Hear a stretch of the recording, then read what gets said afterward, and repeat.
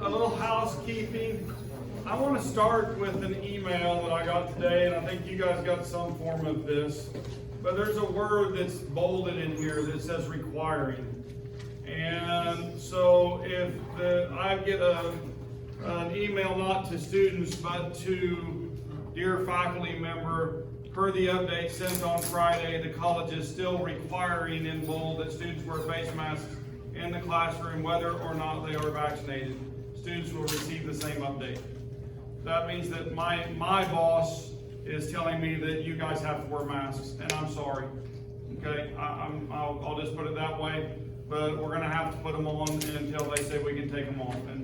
And I feel like that if someone is vaccinated, that they don't need to wear them. I think that we're in close enough proximity. If one of you had it anyway, then at least the students in that 6 foot radius around you are going to have it. Probably the rest of the room, but who am I to say? So I'm only following the direct order that I was given. Okay, does that make sense? And so if you guys can help me with that, I would appreciate it. All right. And so that is not something that I was going to push very hard. I was letting students make their own choice, but I have been told that you guys have to do otherwise. If you're drinking or eating or one of those things, then you may take it down if you just need to breathe sometimes. But for the most part, let's try to keep them up, okay? Can we do that? All right, so that's housekeeping item number 1. If you need a mask, I've got some, so I brought extras just for everybody. I like seeing your faces, and I can hear you better and those types of things when you don't have them on. So just to let you know that, I do acknowledge that. So housekeeping item 2. Let's go to Campus Web. In that same note, I now have my second student from this course that is actually been quarantined. So one of them has tested positive. So they definitely won't be back, right? And so anyway, since those things are starting to come, then I want to talk about how we're going to manage that, okay? So if you happen to get quarantined, then the expectation is that you'll keep up with the reading, the homework, the campus quizzes for lab. I will also, if you're going to be gone for a while, I'll probably, like if you were quarantined today and missed lab this week, I will probably send you a set of data with a lab handout with photos, and I'll have you complete the lab remotely. Okay, does that work for everyone? And so that way you don't get so far behind, because you're going to be behind in all your courses anyway. And so I'll send that to you, give you about a week to finish that up, and then send it back. You can ask questions by email. If you go to Campus Web and you go to bookmarks, then we're starting to get a number. Those are all the lectures that we've done, just a reminder. So you can go in, put those on double speed in YouTube and blaze through those. Cool? If you want to. Or you can read the textbook and do the learning curves and the homework and try to get it done that way. It's whatever you prefer. Okay? But that's how you manage your time at home. But the lectures are there for you. If nothing else, you probably should listen to housekeeping, because that's when I tell you what's going to be done, what's due, and those types of things. It's also when I do the graphs for lab and those types of things, and show you how to do those, right? So that first few minutes is always the key. Any questions or comments on that? Yes, sir. The people in the Montana Symposium that have to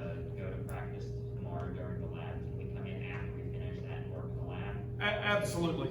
Yeah, 100%. So you should be ready for lab. So you'll go do your thing, and then as quickly as you can come and get started, and we'll try to manage that around the time that you have. Cool? And we generally, that's one of the advantages of the videos and the quizzes, right?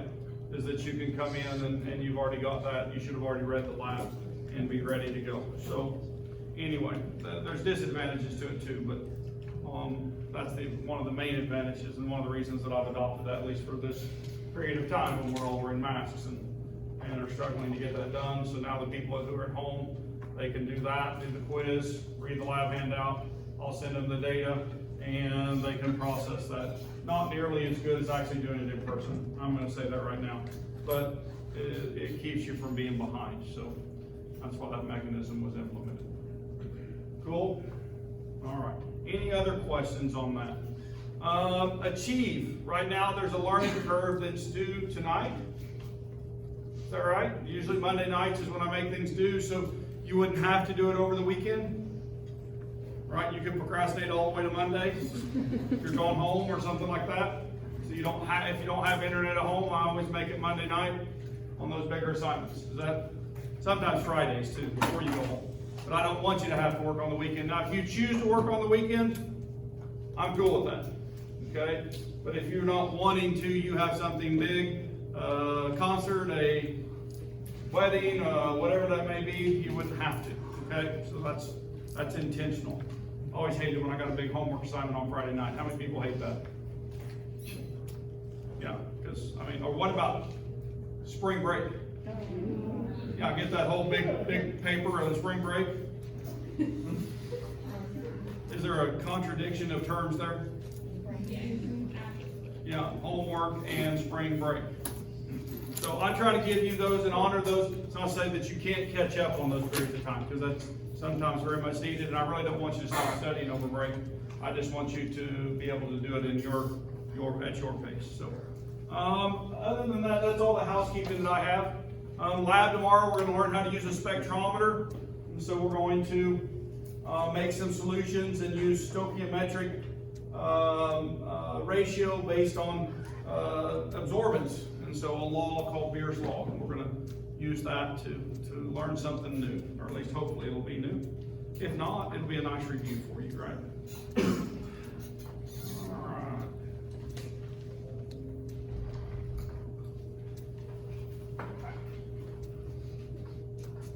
I think we were right about here.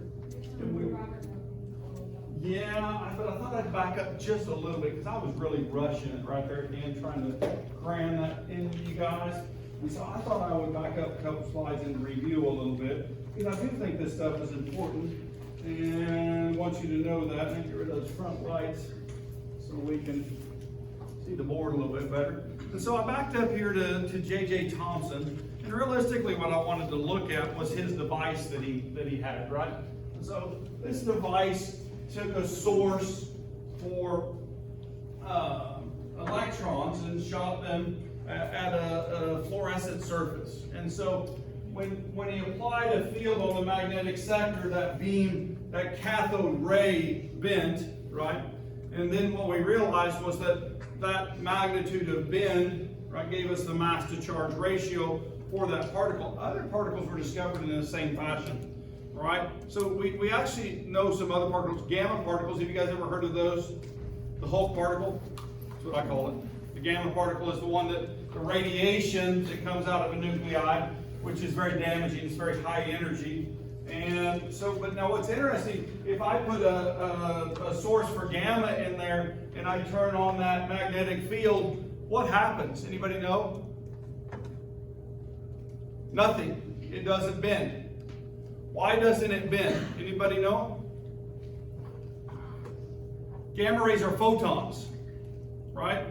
And so they don't have a mass or don't have a charge, okay? And so they still are high energy, but they don't bend in a field, okay? Now, it's not actually completely true, because I believe a large gravitational field will do that, but that's something in physics we don't have to worry about, okay?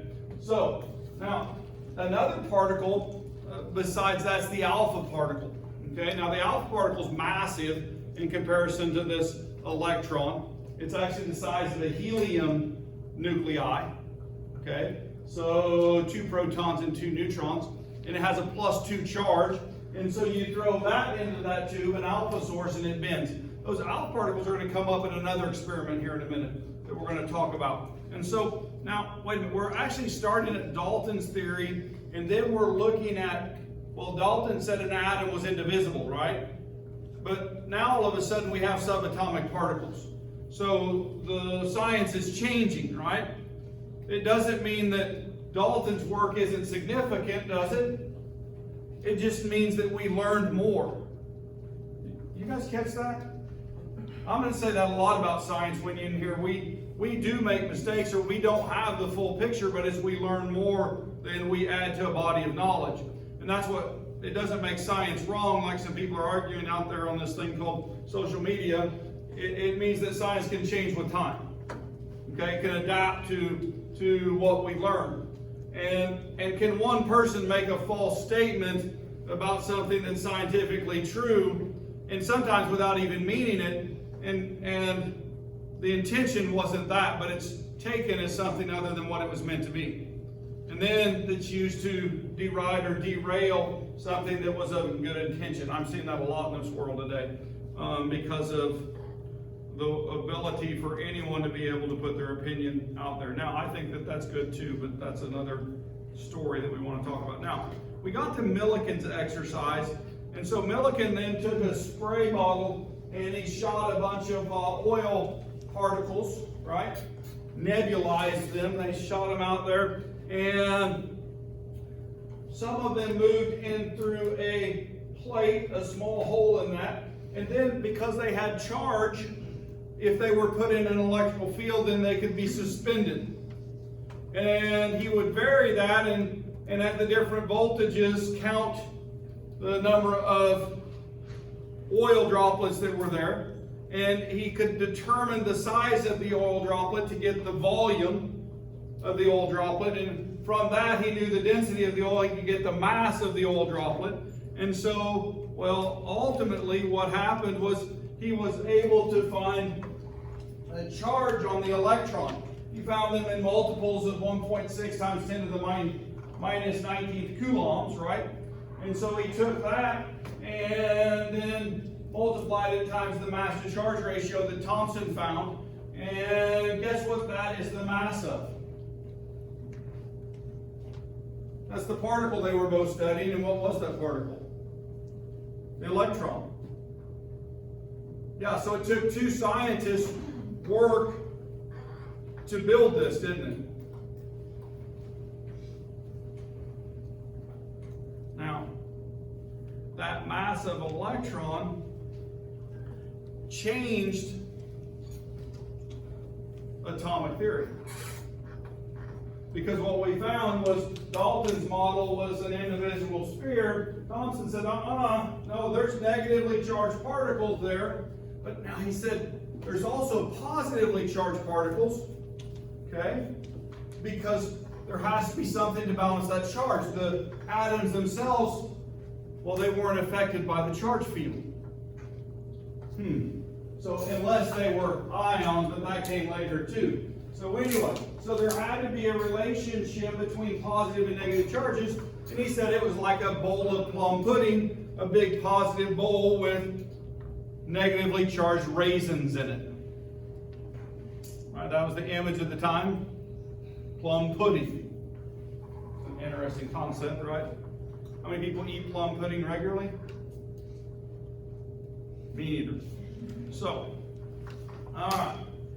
Now, along kind of came some more science. And this is some pretty big names. I actually put in the picture on the next slide. I added that today. Radioactivity was discovered in 1896 by Henry Becquerel.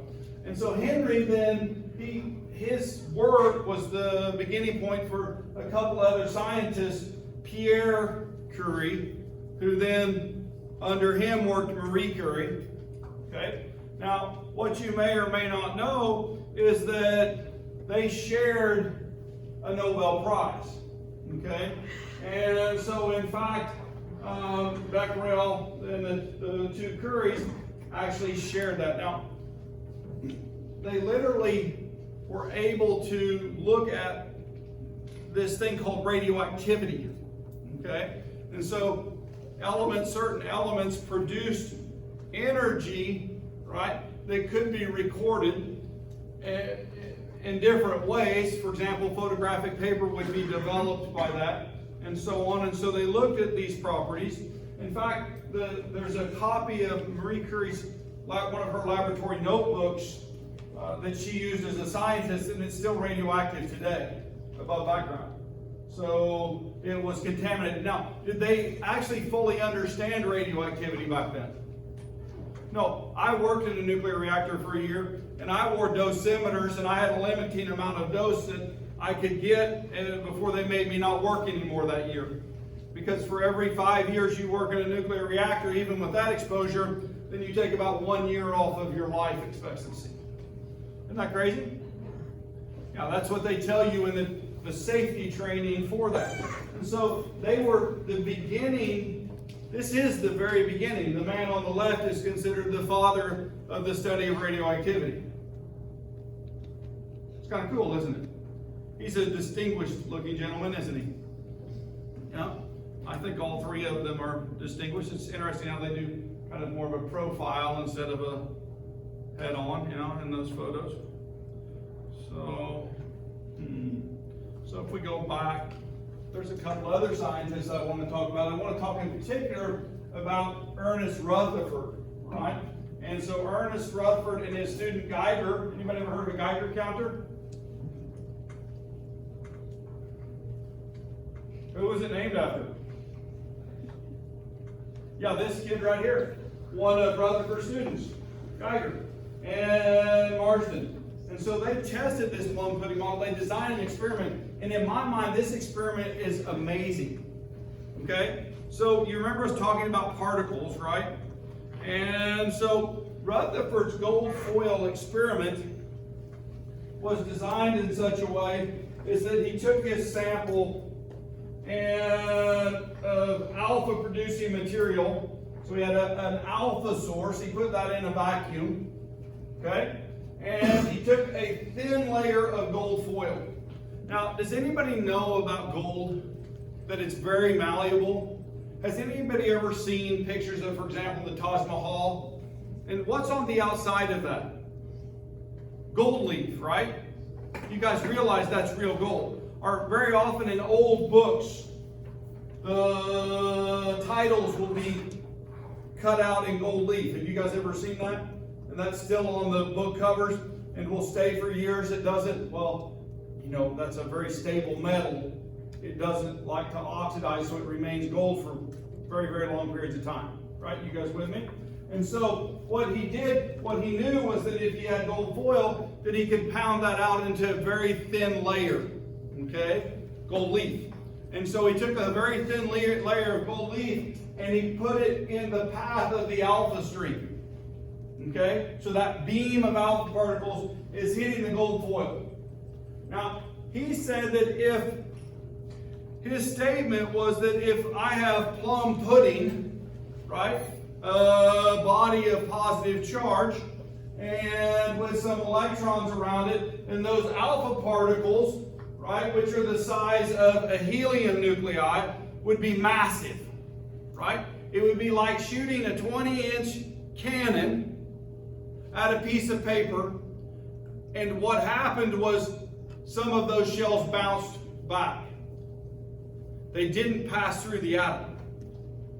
Now, in other words, Rutherford said if it was the plum pudding model, then everything would pass through, but not everything passed through. Why didn't the alpha particles pass through? What's the little dot represent in each one of those middles? The nuclei. And so the nuclei of a gold atom, if all the mass is contained there, or most of the mass, right? Then when that massive particle hits a nuclei, then it would bounce back. And that's what he found, was that occasionally, most went through, there were a few deflections, and then some bounced back. Now, two things that you know about an alpha particle. Number one, he knew that an alpha particle is positively charged. Number two, he knew it was massive. And so he thought the outcome would be one thing, he found something else. And so from that, he took this, atoms have subatomic particles called electrons, right? You guys with me? And we think they exist as plum pudding. He says, no, that's not correct. He says there has to be some massively charged body inside of an atom, okay? Inside of an atom that's positively charged. Because if it was negatively charged, then what would happen? The positive alpha particle would have been attracted to it, wouldn't it? Yeah. And so, because it bounced back, and we also knew the existence of electrons, and he knew they weren't massive enough, he says there has to be a massive body called the nucleus. That's what his experiment proved. That's amazing, guys. You realize that the idea behind this is conceptually amazing for the period of time that they were in. They didn't have any way to see the nucleus. They didn't have X-rays that they could take a detector and bounce through there and do X-ray crystallography. Those things weren't known or possible, okay? But because of their work, they're now possible today. We can get the exact structure of an organic, any molecule with X-rays now. We can position the atoms in place based on, basically an experiment just like this, where we take that detector and we put it around. Well, actually what we do is we have a single detector, and then we take the source and we rotate it. And then we know those angles, and from that we can do crystallography. Okay? We can look at those atoms specifically. So it's really quite amazing that we take, the Thomson's experiment is now our modern mass spectrometer, right? That's where the original, this to me is the beginning of it, right? Wasn't really doing it then, but we do it now. And the same thing here, this was the beginning of X-ray crystallography. Right, that we take something and we put it in a beam and we look at the results of that. Okay, so these are major, and they change what we knew about the atom. Right?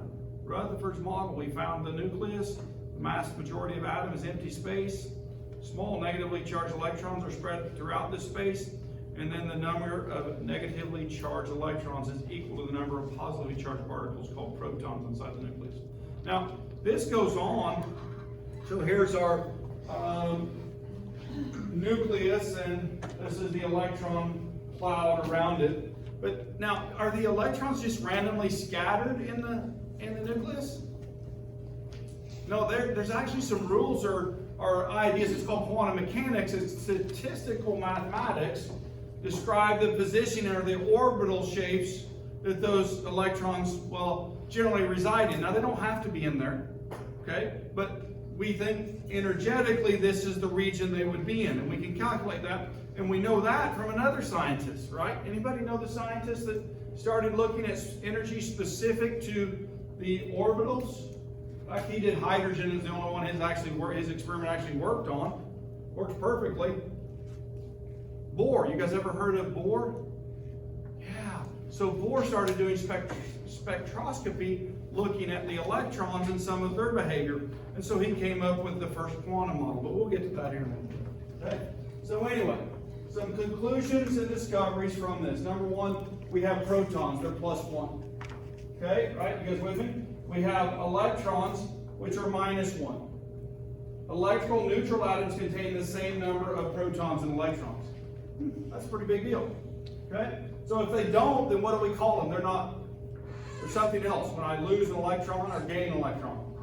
An ion, right? So we learn about that too. Because helium has only one more proton than does hydrogen, but 4 times the mass, Rutherford hypothesized the existence of another particle. Anybody know what that particle is now? The neutron, right? So, wow, that's kind of cool too. In 1932, James Chadwick demonstrated the presence of neutral particles in the nucleus, now called neutrons. So it took years later, and Rutherford said, hey, there's got to be another particle in here. That's kind of cool, isn't it? It's a building process. We grow science, all right? I always say stand on the shoulders of giants. Well, somebody else said that, I just copied it, right? So anyway, how about this? Dalton concluded that matter was made up of atoms. What additional insight about atoms did Thomson's experiment reveal? What did Thomson's give us? Electrons, right? And so Thomson's work showed upon addition of electrical energy, substances release identical cathode rays that are small, negatively charged. Therefore, atoms are composed of smaller particles. So that's what your book gives. I look at it. He found electrons. Okay. Yeah. Found electrons. All right. Well, let's talk about those small subatomic particles. And so you guys already know them. All right, we're going to practice on those. We've got neutrons, protons, and electrons. Let's talk about the size of an atom. Is an atom very big? It's not, is it? So an atom's nucleus is incredibly tiny with a radius only about 1/10,000th the radius of the body of the atom itself, right? So, well, there's some comparisons in here which are kind of fun. We'll get to those in a second. Nucleus contains almost all the mass of the atom, and electrons have a negligible mass, but they're most of the volume of the atom. So in reality, if they're most of the volume and the nucleus is in the middle, what am I really pushing my hands on right now? Electrons, right? The electrons in my elements that make up my material are pushing on the electrons on the table. It's kind of fun, isn't it? Think about it that way. I'm walking on electrons. Feeling very electric today. All right. Protons +1, neutrons 0, and electrons -1. That's the charge. The masses are given up there, 1, 1, and 0. Okay, 1, 1, and 0. Now, wait a minute. When I'm looking at this, then we see 1.0073. That's slightly greater than 1, isn't it? Okay. And 1.0087 and 0.000549. Now, something that I believe from my experience as a scientist and having looked at this a lot of time, those are average masses. That masses can slightly vary, right? And things can be released from a nucleus, such as an electron, from the nucleus, right? It's called a beta particle. You guys ever heard of a beta particle? Right? It's the size of an electron, can come out of the nucleus. Now, when it does that, it's negatively charged, and it can change if I lose a negative out, then that means there's a positive left behind, and so it can take a neutron and turn it into a proton. I get a new element out of that. At the same time, I can get gamma rays that come out of that. And so I'm not sure I exactly know how that's all put together, okay? But I have in my mind that that's kind of in flux all of the time, and the particles that make up the nuclear particles, because there's quarks and all of those things, that those can vary also. You with me? And so they're in flux. Now, they're fairly constant, and so constant that we can get an average mass of an electron and the average charge of an electron. But those may slightly fluctuate, okay? I don't know that. It's just something that I believe. Does that make sense? That these aren't fixed. But they're given as this. Now, are these very big? No, these masses are so small. It's amazing, okay? But we have a way to deal with that, and we can do some calculation. This is the relative sizes. I love this one. If the entire nucleus were the size of a marble, all right, the atom would be the size of a stadium.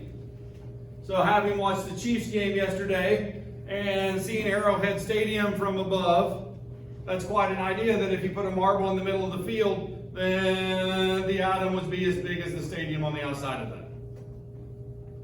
It's kind of fun, isn't it? Yeah. So why is that amazing? Well, it's because the nucleus has all the mass, right? And it's this little tight, compact ball. All right, if electron had the mass of a marble, a proton or neutron would have the mass of a bowling ball. So we could multiply that out. and find that. So I like those relative sizes. Now, I have a question. yeah, go ahead. So the charges of a proton and an electron are the same. Same magnitude. Same magnitude. So I guess my thing is, if we could theoretically set up an electron and set up a proton, wouldn't the proton pull the electron because it's so much? They do. They hold them in place. Now that's an interesting thing, the way atoms stack up, and that comes out of the quantum mechanics. There's some type, they're moving all the time, number one, right? Till we get to what temperature? Absolute zero, and then all motion stops, and then things would change at that point, okay? But now when I have an atom that's existing, and it's at a temperature that's high enough, then all those electrons are constantly moving. And so they have an energy about them, and they stabilize in distances from the nucleus. Now, it's not, we have a tendency to think about orbitals specifically as bored through them, right? Where you have the nucleus, and then you have the first orbital, the second orbital, and the third orbital. But those shapes are only true, they're spherical for S-type orbitals where those electrons reside. But after that, then they get all kinds of crazy shapes, right? So they're more dumbbell shaped in P, and when you finally get to D and F orbitals, they say they're complex because there's so many different areas or regions that they can reside in. And those mathematics get quite complex, and it takes very powerful computing to look at those, if that makes any sense. So it varies where they position themselves, yeah. But the positively charged nucleus does hold those electrons in that field in the presence of the atom. If I take something with enough energy, such as an X-ray, which is the same energy as the proton, then I can shoot that in there and take one of those electrons and knock it completely out of the inner part. If I use ultraviolet light, then I can actually have enough energy to knock out a bonding electron. And so the force as I get farther from that nucleus becomes less and less, and it becomes easier to knock those away. So does that make sense? Yeah, so it takes energy to remove an electron from an atom, right? Now, sometimes the energy is just having oxygen, for example, present, and if I take one of my alkali metals, which is highly reactive, then it'll give that electron right to that oxygen. It'll rip it away, and then I get Na+, right? Yeah. So, but that's another story we're going to talk about. So, anyway, just to make things more confusing, okay, we have Z's, okay? And when you see Z in this language, that Z means P. Z is equal to proton. The Z number, the atomic number Z, right? And so if I look up here and I find carbon, which number is the atomic number? 6 is the atomic number. And what does that 6 mean? 6 protons, right? And so 6 protons, about how many, what's the average number of neutrons that the average carbon atom has? 6. Why did you say 6? They're normally an equal value, but I'm also looking at the atomic weight of carbon, and what's the atomic weight? 12. It's 2 times the number of protons, right? You guys with me? It's 2 times the number of protons, and so that means there's about equal neutrons and protons when we start looking at the isotopic ratios, which that atomic weight comes from. If I move, let's say to, wait a minute, what's 9 times 2? 18. Well, wait a minute, what's the mass of the fluorine? It's 19. So that means that how many protons for fluorine? 8. Or not 8, 9, excuse me. 9. All right. But to get to 19, if I double 9, that's 18, right? So that means the average isotope is greater, right? Has more neutrons. So instead of having 9, it has 10, right? And the fluorine 19 isotope is very common. And we'll look at how those are calculated here shortly. So anyway, so Z for hydrogen is 1, Z for carbon is 6, Z for fluorine is 9. Cool? You got that? Yeah, so that's all that's saying. That's giving the number. Now, wait a minute. That's not all it's saying. If I can count to about 115, can I identify every single element on the periodic table? What element is 26? Iron. Well, wait, how do you know? Because only iron has 26 protons. You guys with me?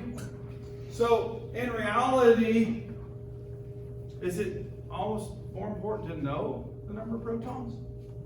For some situations, yeah. Okay? But we have the names too, so determines the identity. So, anybody ask you whether you know all the elements? Just say, yeah, I can count to 115.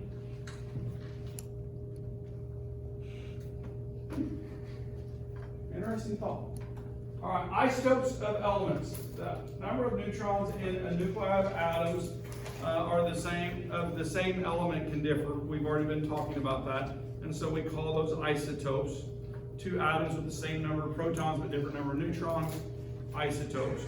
And so isotopes have the same atomic number but different masses because of the different number of neutrons. And then each isotope of an element is usually identified by its mass number. And so if we go to that next slide, then we can start talking about isotopes.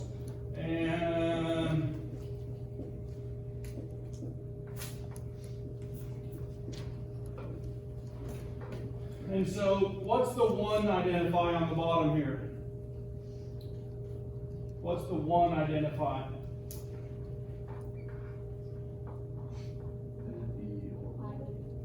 That's the Z number, that's the mass number, that's the number of protons. Yeah, that's the number of protons. Now, this is the mass number right here, right? And so I've got three isotopes of hydrogen.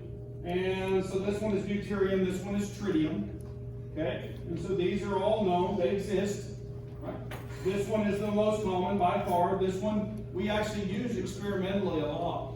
Because if you use deuterium in place of hydrogen, then it doubles the mass number. So I can do a reaction, I can use deuterium instead, and I can actually often show where those attached at because of that cool property of the one isotope versus the other.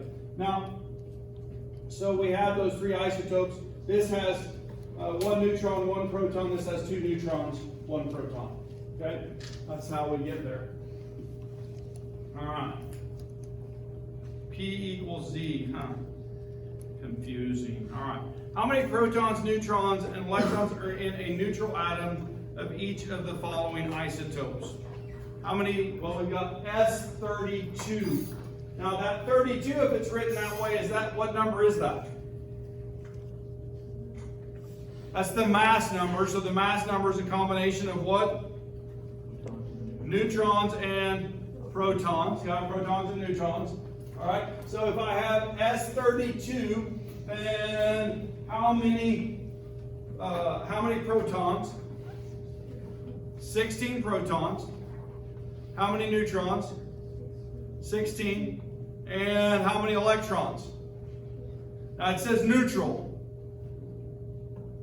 So if it's neutral, that means there's no charge, right? How many electrons? 16 to balance the 16 protons, okay? So what about the next one? Fluorine 19? Oh, we just did this one. How many protons?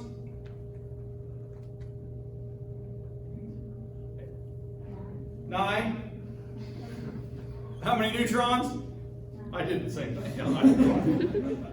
Is it 9? 10. It's 10, all right? And how many electrons? 9, all right?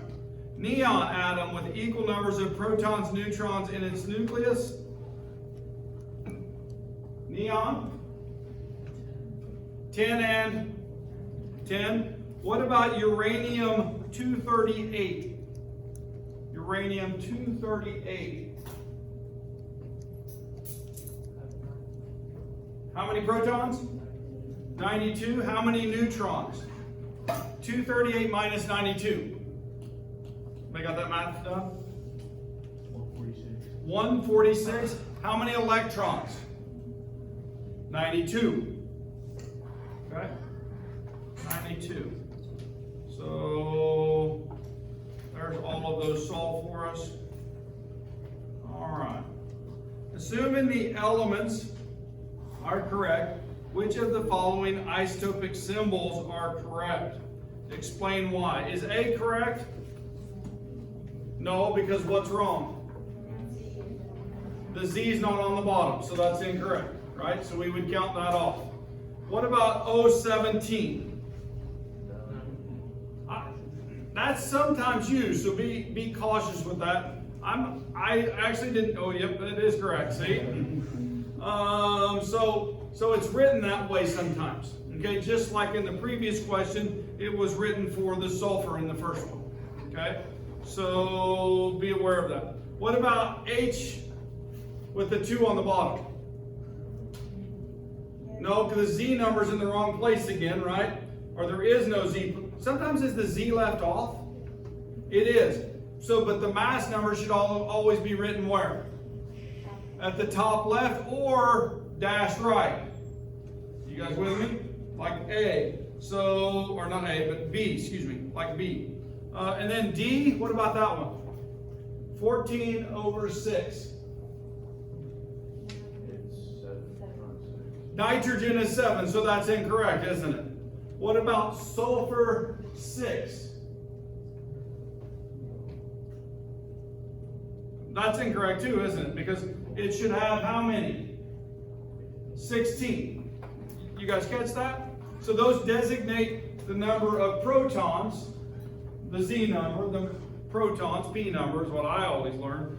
But Z is correct in when you get to quantum mechanical calculations and so on. So mass number must be greater than 16 for that one. So anyway, all are incorrect but B. All right. Ions. Now, when we know the number of protons and we know the number of electrons, is it possible that we can gain or lose an electron? All right. So something that chemistry students often do is I'll have an element like chlorine, and that chlorine exists in such a way. How many valence shell electrons does chlorine have?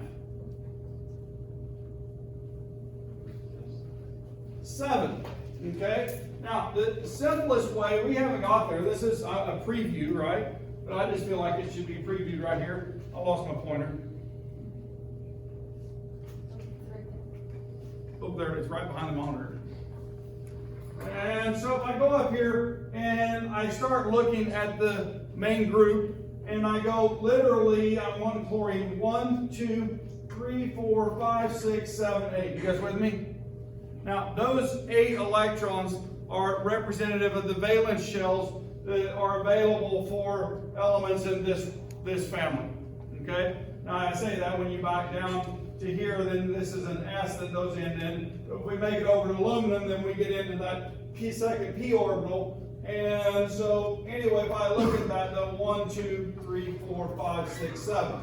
Chlorine has 7 valence shell electrons. So if I take a chlorine atom and I write up there dots around that, I'm representing those 7 electrons that are in that valence shell. Now, I have a question. How many electrons do atoms want in their valence shell to make them stable? They want 8. Well, 2 or 8. Okay, you guys with me? Because helium up here is happy with 2. And then everybody else down through here has 8 in their valence shell, normally. Okay, you guys with me? And so that's a stable conformation. And so now if I have a sodium up here, and I look at sodium, how many electrons are in its valence shell if I use the same counting structure? 1. And so it has 1 electron in its valence shell. Okay, now, that's its valence shell, that's its outside shell. How many electrons does sodium actually have?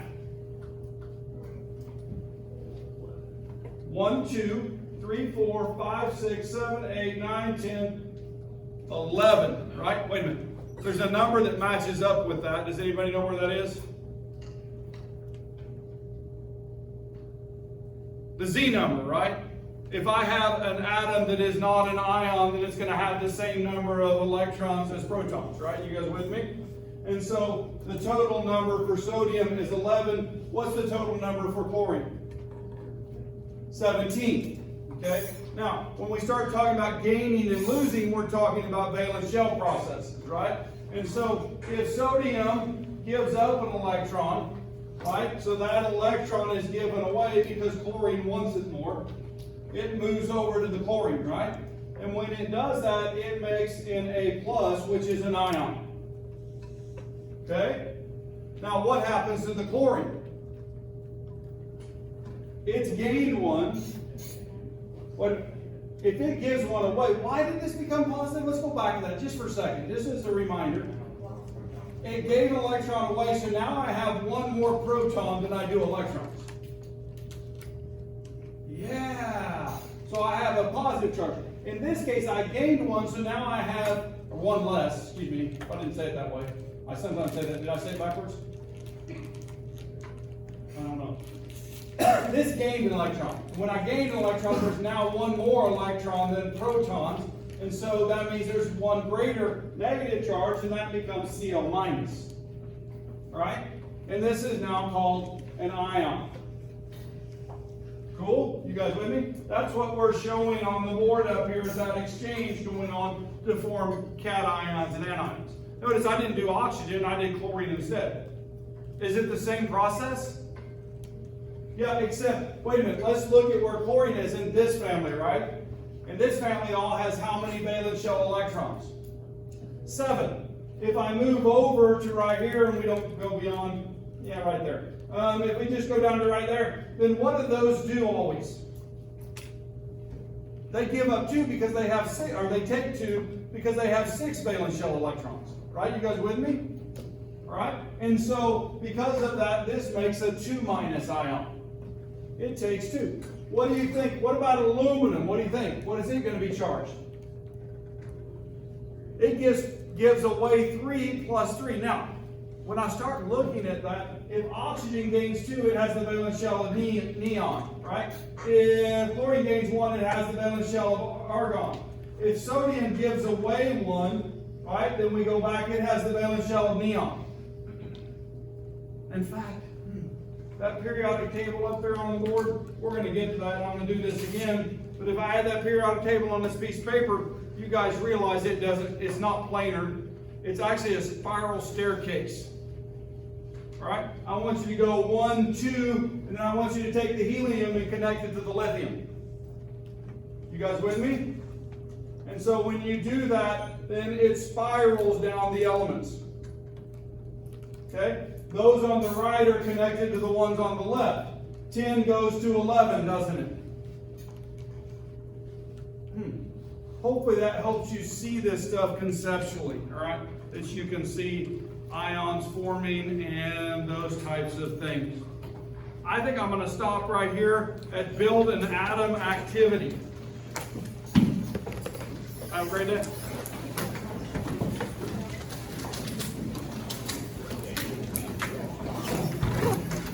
Thank you for wearing your mask today.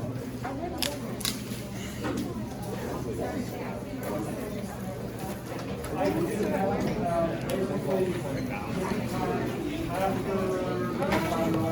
pay attention during curriculum. I remember getting a D on that.